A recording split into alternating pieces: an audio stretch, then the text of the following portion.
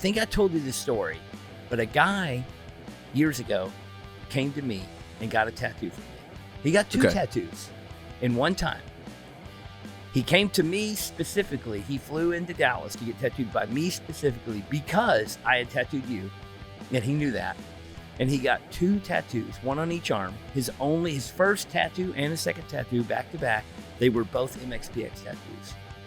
And I'm like, you want both? He got just. Are you sure? Just the head on one arm, yeah, and then the full body on the other arm. Wow. And I'm like, love that. And I was like, this is crazy that you're getting basically the same tattoo, on both arms. And he was like, MXPX, it's my favorite band. It's the only band I listen to. And then after talking to him, he was like, literally, I never listen to anything other than MXPX. He's like, me, my brother, my cousins, my children, my family, we all listen to MXPX. We go to every MXPX show. And it's just like, I was like, whoa. I wonder who this is. You've met him. You've met him. Okay, I'm sure I have at this point. He's older, approximately my age. Mm-hmm.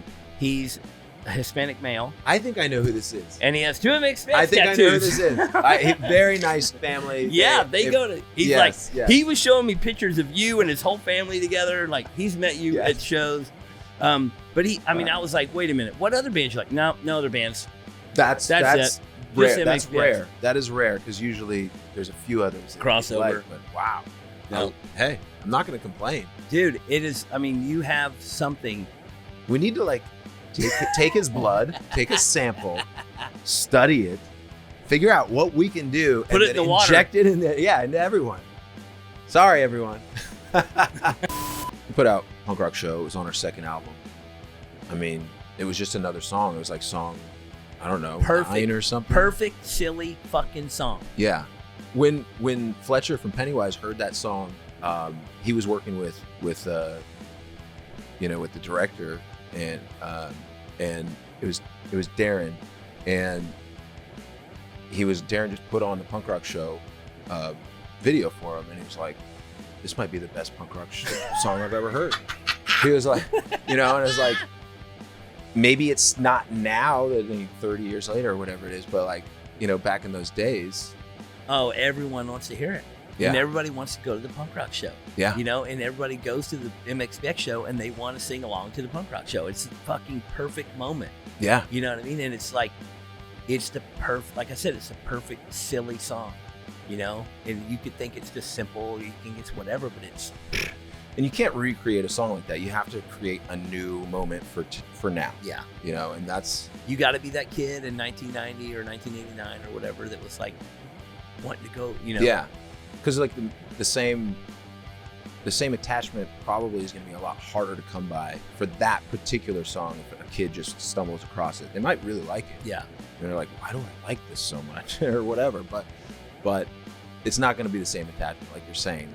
The lived experience of experiencing life in the 90s when that came out and going to the show or seeing us Warped Tour. Our generation, there was something really special about going to the punk rock show because that's where everything happened. There wasn't that many was going on. There wasn't that many punk rock shows, and it wasn't that widely advertised. So if you were there, you were in the know. Mm-hmm. It was special.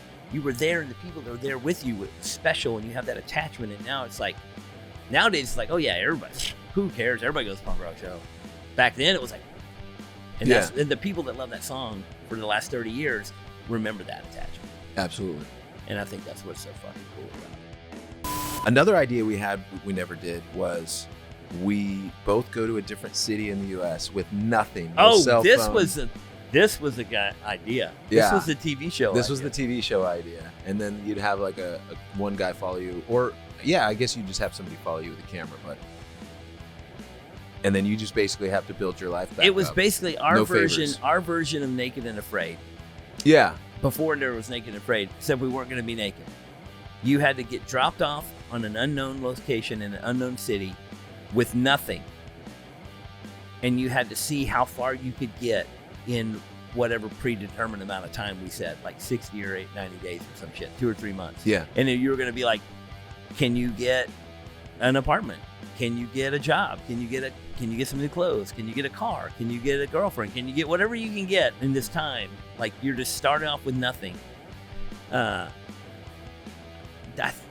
don't think anybody's done anything like that. Have they? Not exactly. I did see somebody, like, more of like, you know, one of those influencers that just does videos or travel videos. Somebody was like doing something similar to that, but I remember that was very recently. So we definitely had the idea. I remember there was this guy who's like one of those like teach you how to be a millionaire guys that had some infomercial thing. He was like, you could drop me off on a street corner tomorrow and I'll be rich. And maybe that's what I saw in 60 or 90 days. I was like, that's our thing. He can be rich. He can get it back. Yeah. You know, he can go to work and figure something new.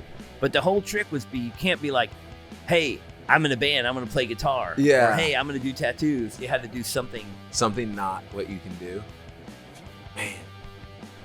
You have to just get a job. That would be rough. I'd be like, do I go mental or do I go physical labor? I mean, you definitely have to steal at least a little bit in the beginning. Yeah, you're allowed to break laws. Well, I mean, you can't. You're gonna starve. Can you go to jail? You're gonna just like starve? That's part of, like, I went to jail, but I learned, I got a college degree in jail. And I came out. No, I'm just saying, a lawyer. You're gonna have to starve. Yeah. If you're homeless and you have nothing, you're gonna have to do. I mean, maybe one day you can get enough money to buy a meal. Maybe one day you can't. Is there ever anybody like dropping off like a care package? Like, okay, you've earned a drop. Like, that's how it would be if it Here's was like a Snicker done now. bar. Like reality shows today always have like some like drop, supply drop, a machete. Yeah, it's like, what am I gonna do with this machete in the city? Like, you're under arrest. Tell me how you ended up with this house in Waco. So my wife was watching this home renovation show, and I'd come in from the studio or whatever, and she'd be watching it. Like, oh, I watch a little with her. It's kind of fun. This Chip guy is kind of funny. And then one day I came in and she was watching it. It's called Fixer Upper. She's like, I signed us up for Fixer Upper. So if we get on, we got to buy a house in Texas. I'm like, all right, no problem. No problem. Yeah, whatever. I'm in. I'm not really paying attention. This isn't real.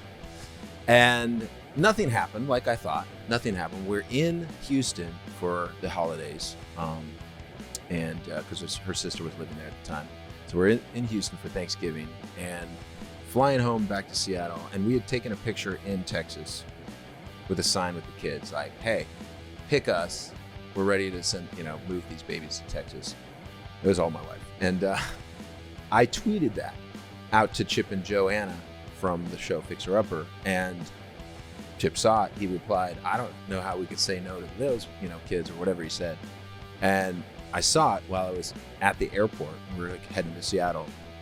And so basically that was like the beginning of people calling us, doing like little interviews to make sure we weren't crazy. And sure enough, they put us on the show. Somebody had, they didn't pick from the list. So like that list thing wasn't a thing.